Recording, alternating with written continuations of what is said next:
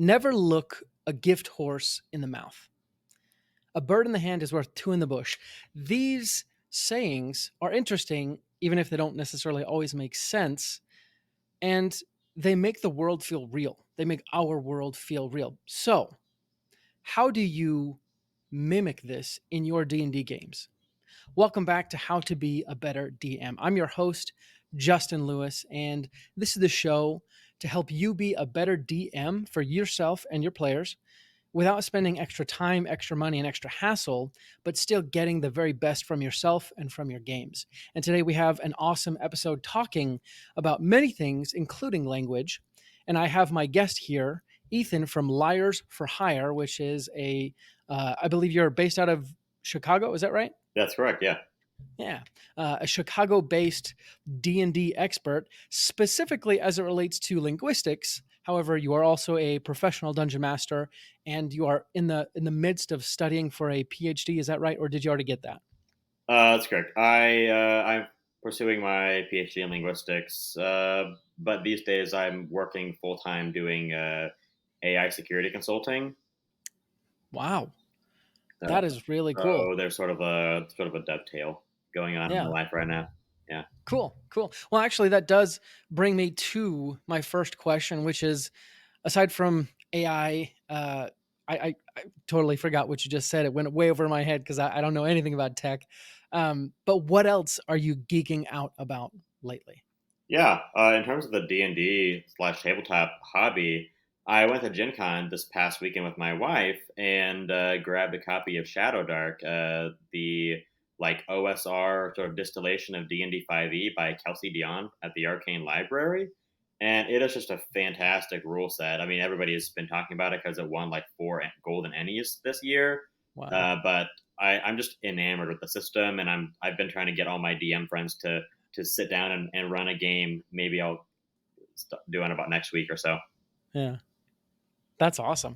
Dang, I haven't even heard about that. I'll have to look that up. Shadow Dark? Shadow Dark, yeah.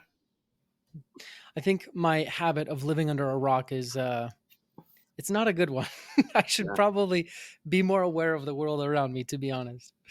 But awesome. It sounds like Gen Con was an amazing experience, but we're not talking about that today. We're Yeah. talking about D&D and linguistics. Now, um, obviously, well, not obviously, but let me ask another softball question. How did you get into D&D and how did you get into linguistics? And at what point did you see the crossover? Yeah, good question. So I got into D&D before I got into linguistics. So I started playing D&D when I was around 13 or 14. The box set you can see behind me on the wall there next to my index finger here, the basic game from D&D 3.5e.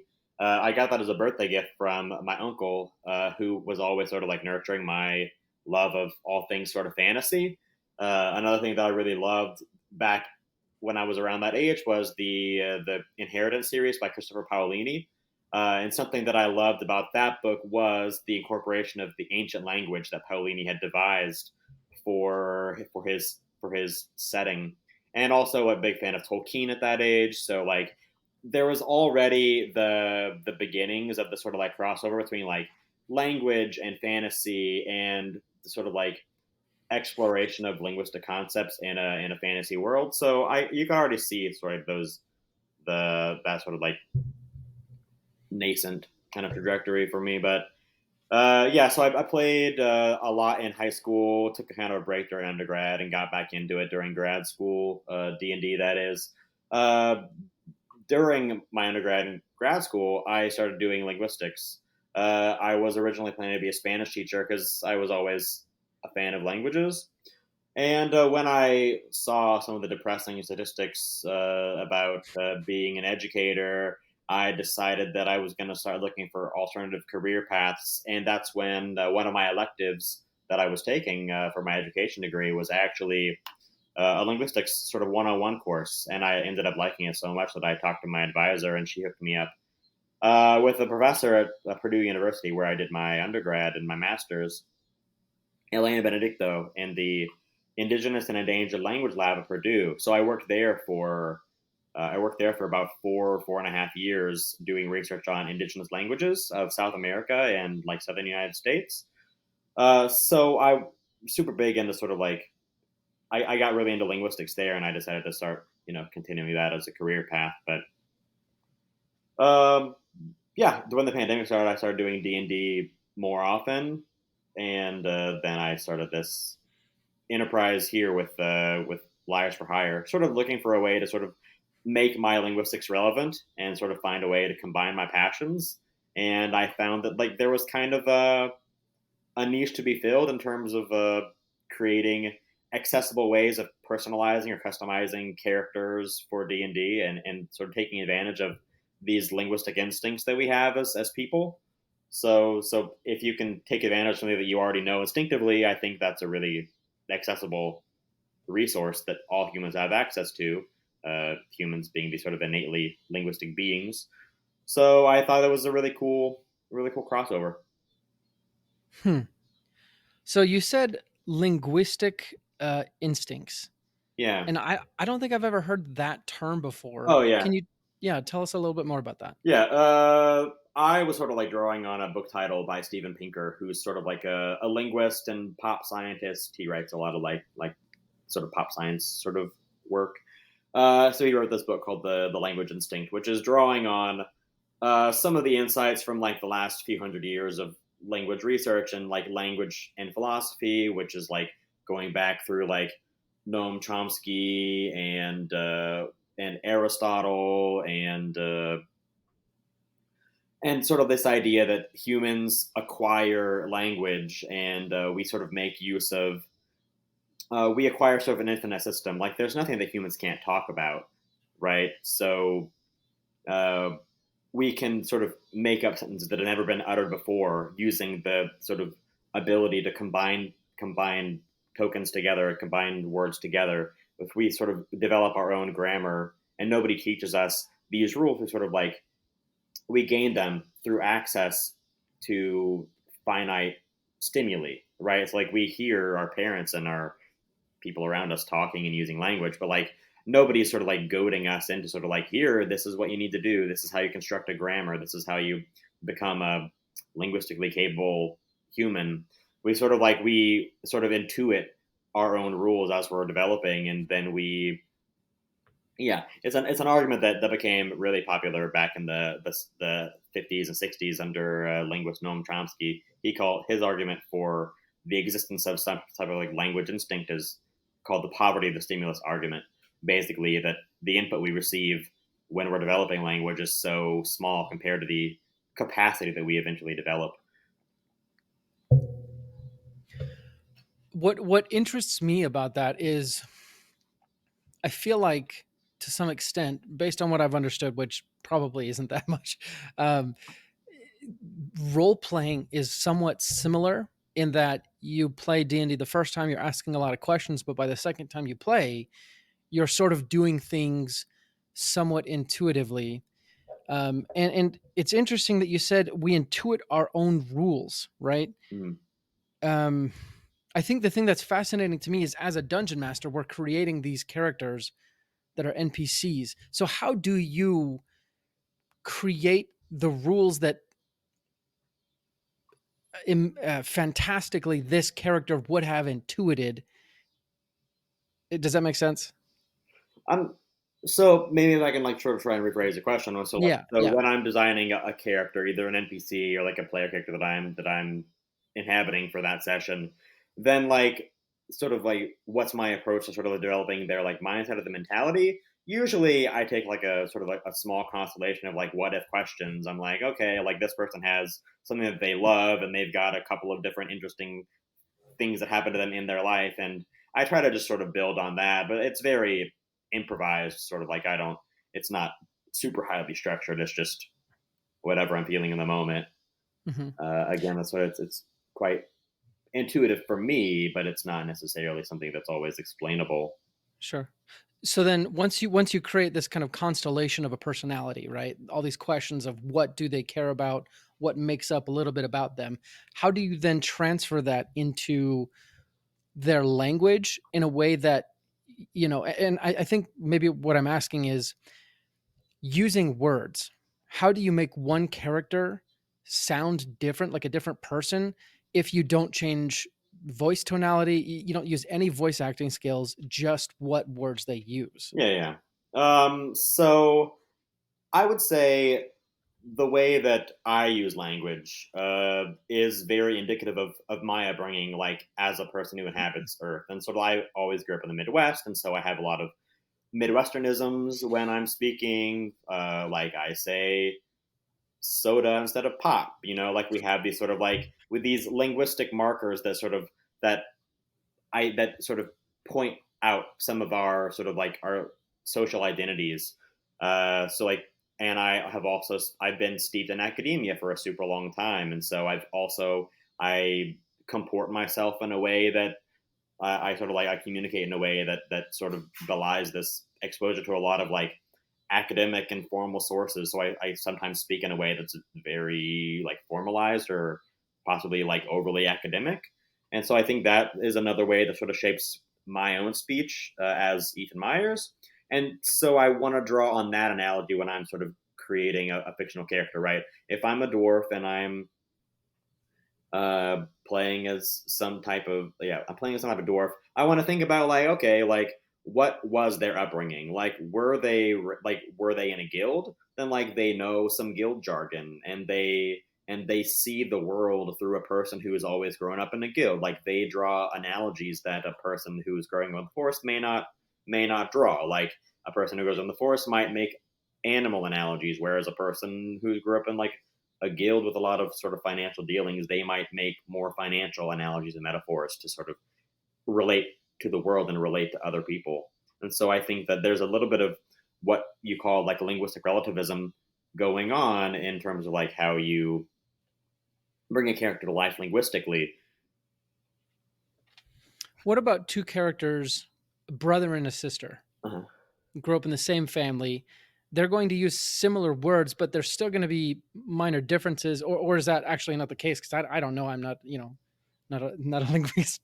Well, I mean, the grammars that we end up acquiring and sort of the vocabularies that we learn over time, eventually, like they're quite idiosyncratic. Like none of us are exposed exactly to the same stimuli and exactly to the same like to the same social experiences as we grew up, and so that does have impacts on the way that we use language. You sort of have this concept of like a sociolect, which is like a kind of like a dialect, but not drawn along like geographical boundaries, but more about like social boundaries. And there's like all kinds of like lects in linguistics, like dialect, sociolect, idiolect. Um, so I mean, so it can have like an impact.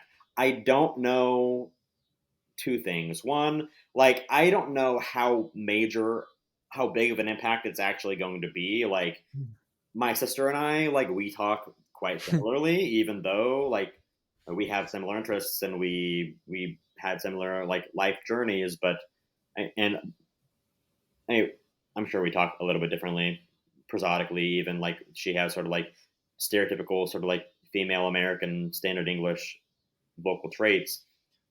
But is it going to make a big difference in terms of gameplay? I think not usually. Like for me, like that's usually like really like really esoteric and I'm not sure it really behooves gameplay to be quite so like realistic. Like there's a certain Yeah. point where like realism kind of gets in the way of good fantasy. Yeah, it's like having or rolling a dice to check if someone's milk Yeah, yeah. spoils when they If I'm have, like, yeah. if I were a physicist, like I hope I wouldn't get bent out of shape about how like non-Euclidean tracking space is in D&D, So Yeah. You'd be surprised. I had a on the show, we talked to a blacksmith, and he makes his characters count every arrow they shoot. You can't reclaim arrows because you lose them in the forest or whatever if you miss them. Every town has one blacksmith. The blacksmith can't make weapons. Kind of that. So they're out there for sure. But you did touch on my next question, which was in gameplay, how, like, obviously this is a nice skill to know and to use, and I think it can be very powerful if you're able to use it and point to it so people can understand it. yeah. But in your opinion, how do you implement this in the game without it being too subtle or too obvious? Well, I think that if I had to choose, right, between erring on the side of being overly subtle and erring on the side of being a little bit too obvious, I would definitely err toward the latter, because like if it's too subtle and people aren't picking up on it, then like you're just wasting your time and mental effort like doing something that doesn't add anything to the texture of the game. And Yeah.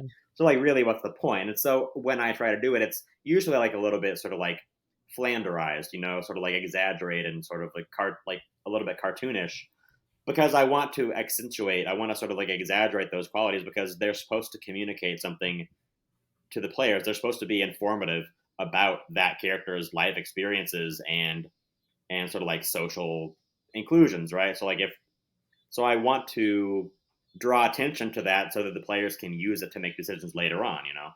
And Yeah. so so if I'm not doing that, then I feel like it's not productive thing for me to be thinking about.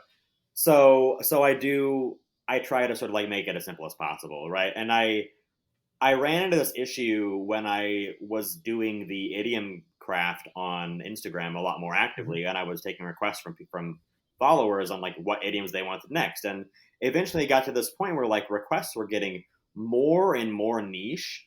I'm like, I don't really know that like the idioms need to be this granular, because at a certain point that like you're veering away from realism, which it's fantasy. You don't really need to care about that like quite so religiously, but it also like I don't know, like I find it to be difficult to implement when you get to a certain level of specificity, and so I try not to be too granular about that. So I'll think, okay, I want regionalisms, right? I look for broad consistencies. If a parent speaks use a particular accent, like if I'm giving like a Yorkshire accent for like one character and I introduce their child later on, I'm not going to have the parent and child use different accents, because I think that's really weird. I think that personally is like Yeah. jarring to me. Like that definitely sort of sabotages my immersion. If I'm like, okay, like you've got this like prim little like Yorkshire boy and also like a gruff like Slavic sounding like dad. I'm like there's the weird juxtaposition there. Yeah. Um, Unless you're doing that to kind of point to a yeah. plot point, Unless right? it's intentionally informative, Yeah. right? Yeah. Um, but so and also like I try to make use of phonotactics. Wouldn't it be nice to gamify your dungeon master abilities?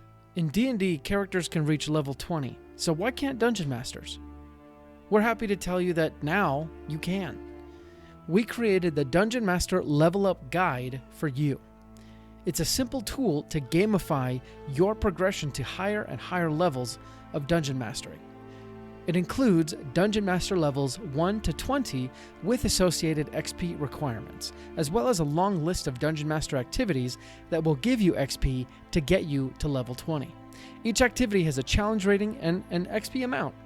In order to level up, all you need to do is find out how much XP you currently have, find out how much you need, and then pick activities to get you there. You can get the Dungeon Master Level Up Guide for free by going to sessionzerostudios.com/newsletter. Sign up for our newsletter once you get there, and we'll email you the Level Up Guide in the first email. Finally, leveling up as a DM can be as fun as leveling up a character. As a listener of this show, you obviously love story. Now that you've had a chance to craft your own story by listening to this show, wouldn't it be nice to get some inspiration? Or maybe you just want a moment of immersion and escape and entertainment. Whatever it is, come join us on our new show, Pact and Boon. It's an actual play D&D podcast in the world of Calignos, where our characters, Jolly, Wolfgang, and Alan, will find and meet each other in hell, and from there, start a troublemaking journey with some near-death experiences that will hopefully lead them to a happy ending. Find it wherever great podcasts are heard, or just go to sessionzerostudios.com/pact and boon. That's PACTNBOON. Start listening today.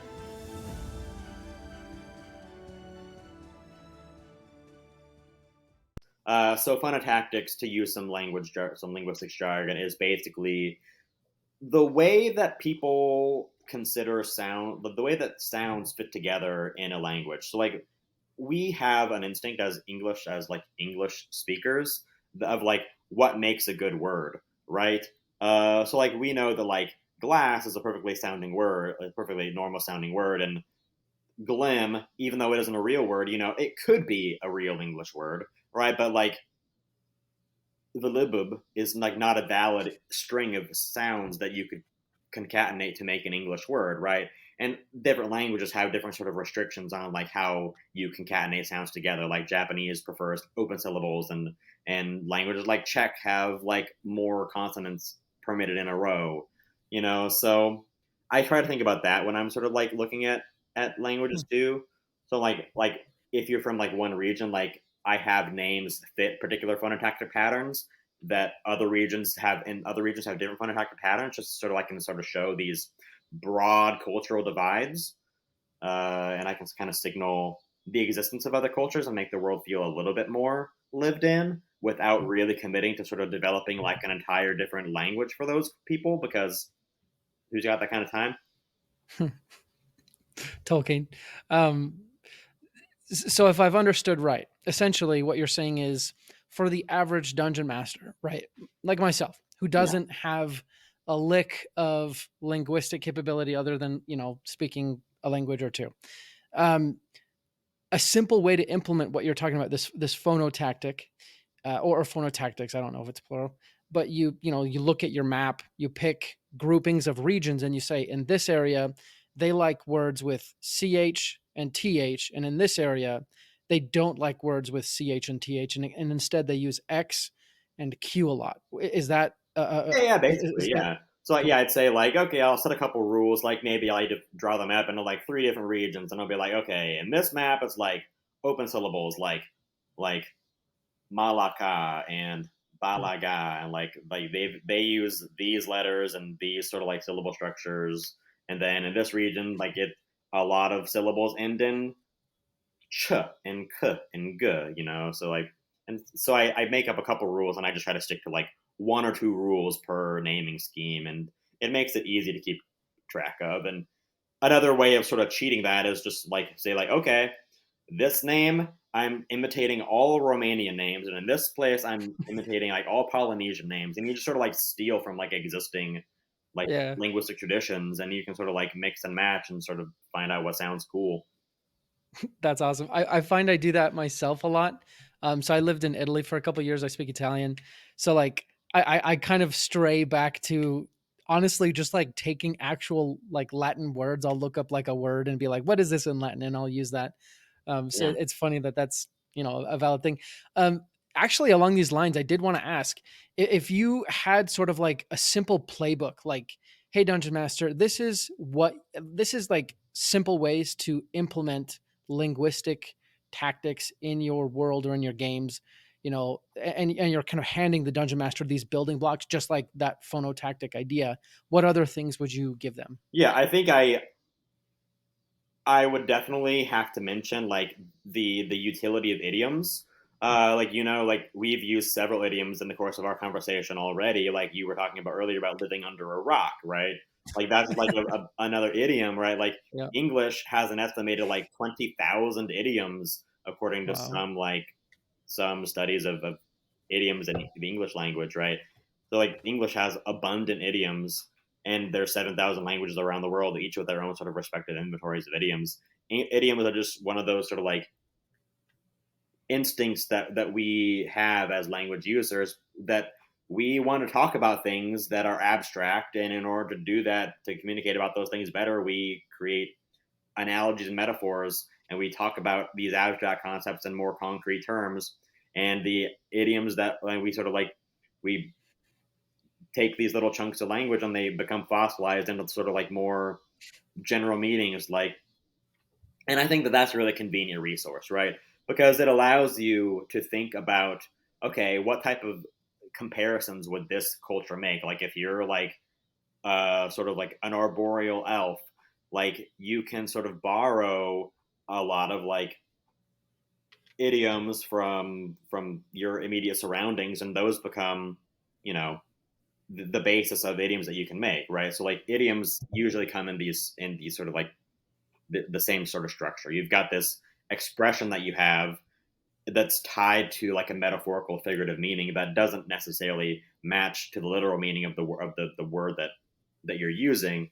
And so I think that when I do that, I when I'm building out these idioms, I try to think, okay, I want to make these accessible to a human audience from Earth, but I also want it to sound like something that a person who grew up in the Neverwinter would, what they would say, right?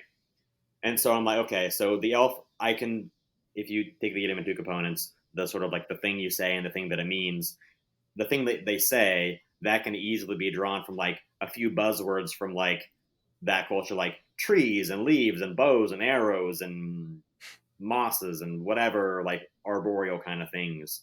Like those become the base of like the language you use. And then you sort of like try to map that onto something that's going to be like relatable to a human audience, but also relatable to the game. Like you don't need to be like making elven idioms about like really obscure sort of social situations. You only need to be talking about things that a D&D character is going to be talking about. So like common situations that arise in the course of like a dungeon.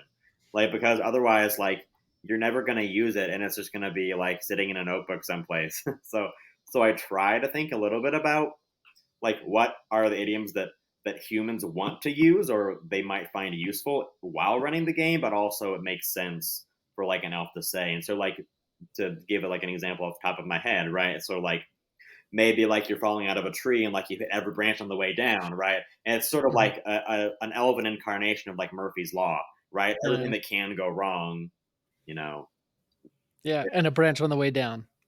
Yeah. And so you can sort of like you can translate these Hmm. very relatable human sentiments into these analogies, and I think that that's very easy to do. Anybody can really do it.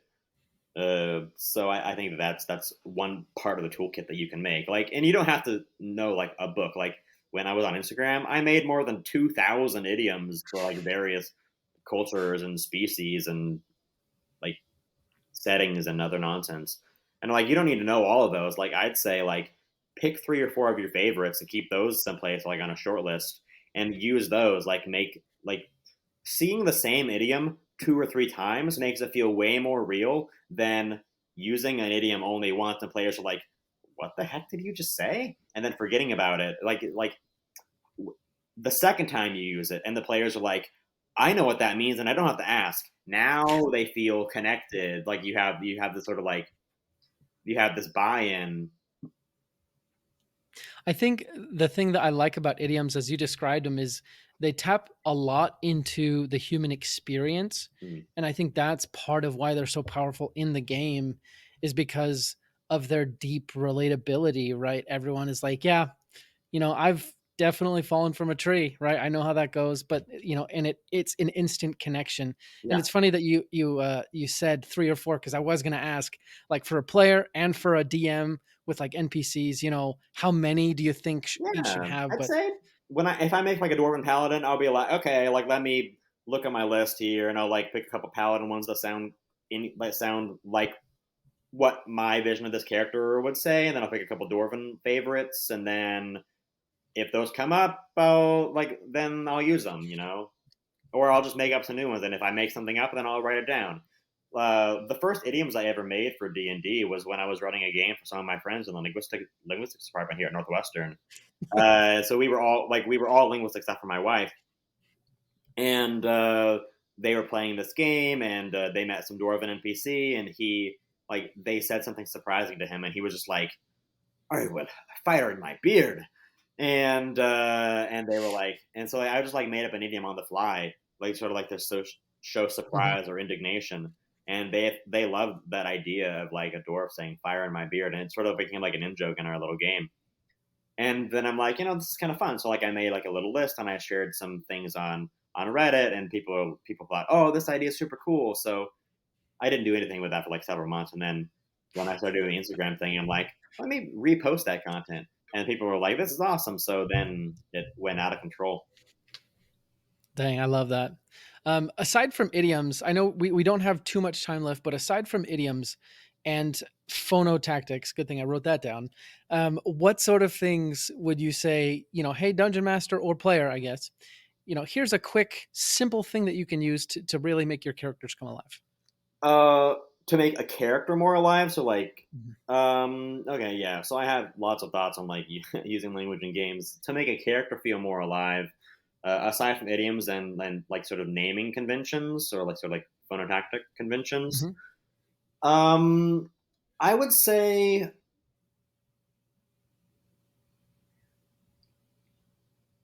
the use of like careful use of vocabulary, right? So like Mm. if you're like a sort of erudite, sort of like scholarly type of character, then like lean into those aspects.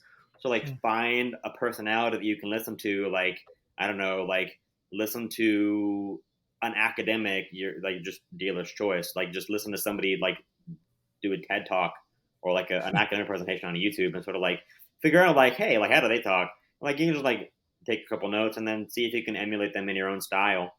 Or like if you're sort of like a minor, then like maybe I don't know. I don't want to be too classist here, but like you can sort of like draw your own sort of Yeah. like pick a couple stylistic sort of like language conventions you think like and really draw on like the jargon of that character outside of idioms, but just like know how like know the name of some common tools that they would use like or some common life problems that they've had to work through and let that inform how they talk. I love that. So, Dungeon Master listener, phonotactics, idioms, jargon.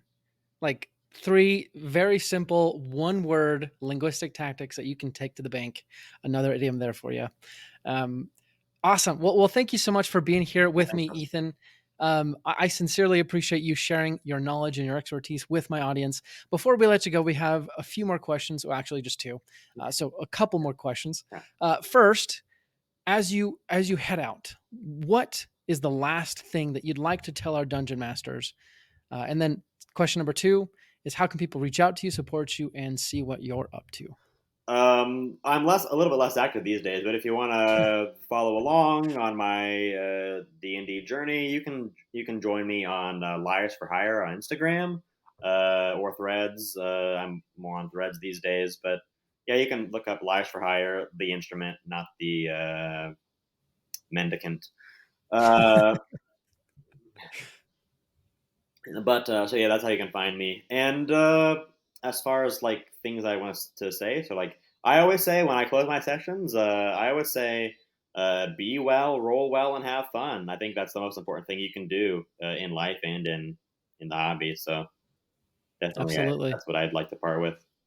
Awesome. Awesome. Well, you heard it here, folks. Use language to your benefit, but at the end of the day, keep it simple. Hopefully, not stupid, but roll well, be well, and have fun. This has been another amazing episode, hopefully, from How to Be a Better DM. Next week, we will come back with another handcrafted episode just for your consuming pleasure. But until then, let's go ahead and roll initiative. Brought to you by Session Zero Studios. For more information, visit sessionzerostudios.com.